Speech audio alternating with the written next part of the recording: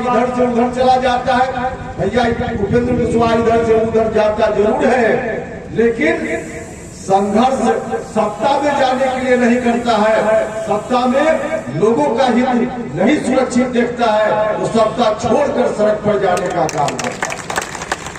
मुझको भी रख दीजिए, लेकिन दूसरा जो आपका फरमान है कि पार्टी के साथ साथ बिहार को भी हम राष्ट्रीय जनता दल के हाथों गिरवी रखेंगे, इसको हम लोग कतई नहीं बर्दाश्त करेंगे। हमने कहा यह फिर से बिहार को हम उन्हीं हाथों में सौंपेंगे जिन हाथों ने 2005 के पहले बिहार को किस तरह से बर्बाद किया। आप सब लोग सिवान के लोग तो ज्यादा ही भुक्तभोगी हैं। 2000 और हम आज दूसरे चरण की समाप्ति पर आपके बीच उपस्थित है।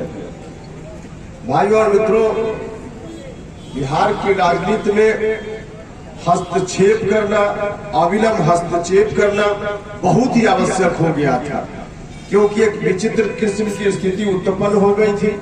आदरणीय नेता नीतीश कुमार जी के कुछ निर्णय के चलते हम सब लोग तो सब कुछ अपना कुर्बान करके नीतीश जी के साथ हो लिए थे। नीतीश जी के साथ हम लोग चले गए थे। नीतीश जी अच्छा कर रहे थे। 2005 के पहले की जो स्थिति थी, उस स्थिति से बिहार को बाहर निकालकर बिहार को विकास के रास्ते पे नीतीश जी ले गए तो ठीक ठाक चल रहा था। लेकिन उसके बाद अभी से कुछ दिन पहले नीतीश जी ने कुछ ऐसा फरमान सुना दिया कि हम लोग अंदर से हिल गए। बिहार के लोगों में दहशत का वातावरण हो गया। नीतीश जी ने कह दिया या फिर से बिहार को हम उन्हीं हाथों में सौंपेंगे जिन हाथों ने 2005 के पहले बिहार को किस तरह से बर्बाद किया। आप सब लोग सिवान के लोग तो ज्यादा ही भुक्तभोगी हैं। 2005 के पहले क्या स्थिति थी राज्य की? सिवान तो ज्यादा ही आतंकित था, ज्यादा ही परेशान था।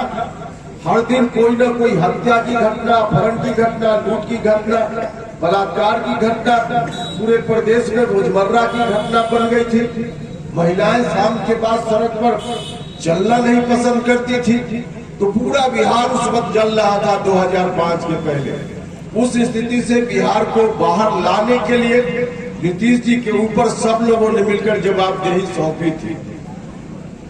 ठीक ठाक चल भी रहा था, लेकिन अंत में आकर नीतीश जी ने कह दिया कि नहीं, अब हम फिर से बिहार को वहीं ले जाएंगे। पहले तो हम लोगों ने प्रयास किया कि नहीं, नीतीश कुमार जी अपने निर्णय में बदलाव लाए। पार्टी में रहते हुए हमने बहुत आवाज उठाई। पार्टी के विभिन्न मंचों पर जाकर कहा, नीतीश कुमार जी से मिलकर आग्रह किया, लेकिन बाद में चलकर लगा कि नीतीश जी ने जैसे जिद ठान ली है कि अब हम कुछ भी करेंगे, लेकिन अपनी पूरी पार्टी को हम गिरवी जरूर रखेंगे। पार्टी धीरे धीरे कमजोर होने लगी, पार्टी का जलाधार खिसकने लगा।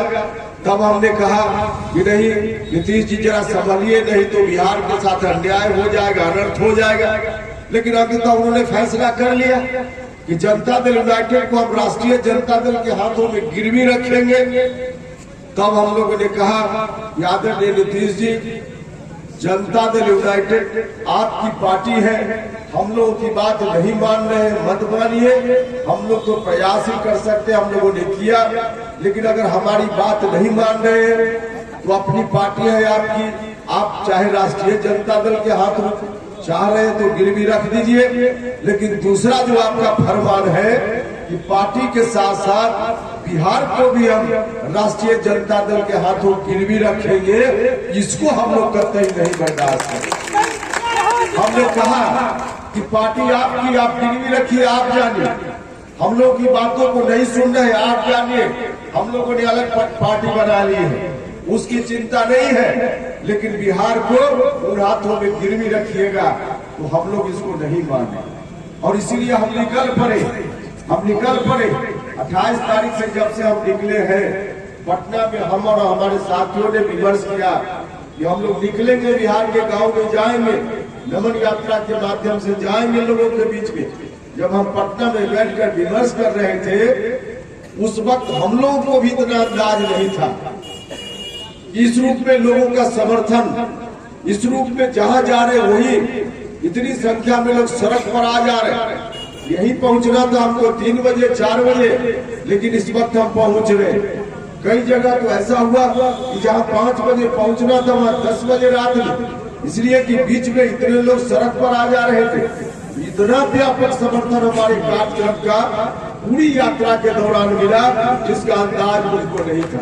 इतना अच्छा।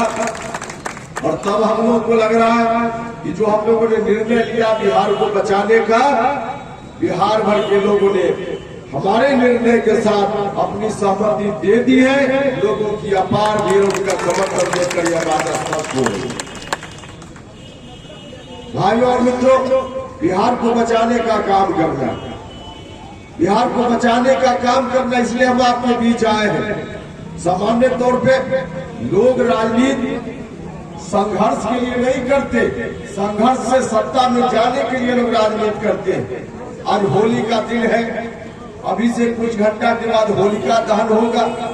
गांव में लोग बैठकर अपने घरों में कचरी फुलौड़ी खा रहे होंगे और उपेंद्र कुशवाहा अपनी टीम लेकर सड़क पर सीवान में घूम रहा है, संघर्ष के रास्ते पर घूम रहा है।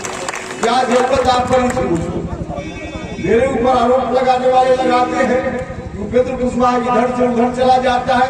भैया, उपेंद्र कुशवाहा इधर से उधर जाता जरूर है, लेकिन संघर्ष सत्ता में जाने के लिए नहीं करता है। सत्ता में लोगों का हित नहीं सुरक्षित देखता है तो सत्ता छोड़कर सड़क पर जाने का काम करता है। मुझको कोई दिक्कत नहीं, हम चाहते तो आराम से रह सकते थे।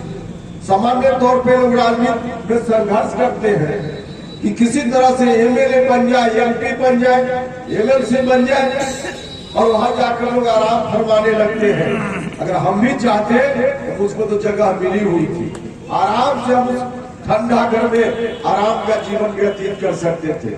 लेकिन हमने सीखा है अपने पूर्वजों से, जिन महापुरुषों को याद करने के लिए हम बिहार भर में घूम रहे, हमने उनसे सीखा है कि राजनीति में कोई जगह मिल जाए, वह जगह लोगों के हितों के लिए हो, तब तो उस जगह पर रहना चाहिए।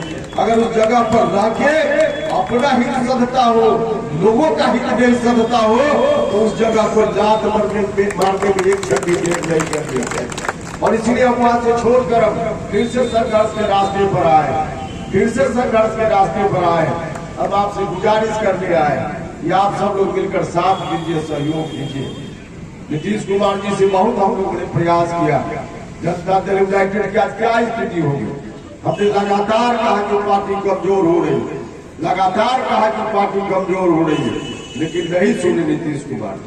आज तो सब लोग जनता दल यूनाइटेड से धीरे धीरे खिसकते जा रहे। अब जनता दल यूनाइटेड में सिर्फ साइड वोट बच गया है, अंदर का सारा माल खाली हो चुका है, कुछ नहीं बचा। और यह नीतीश कुमार जी के रवैया के कारण होगा। शुरुआती दौर में समता पार्टी जब बनी थी